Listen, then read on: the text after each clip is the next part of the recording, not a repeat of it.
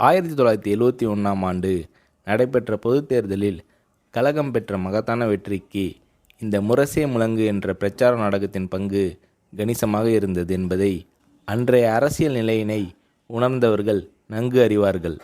இந்த நாடகம் மக்கள் மத்தியில் பெரும் பாராட்டினை பெற்று வெற்றி நாடகமாக அமைந்தது. எனவே நாடகக் குழுவை சேர்ந்தவர்களுக்கு பாராட்டு விழா சென்னை திருவல்லிக்கேணி பகுதியில் உள்ள ஐசோஸில் உள்ள என்கேடி கலாமண்டபத்தில் நடந்தது.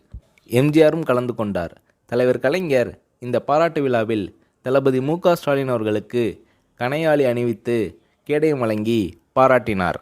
முரசே முழங்கு நாடகம் தமிழகம் முழுவதும் நடைபெற்று பெரும் பாராட்டுகள் பெற்றது.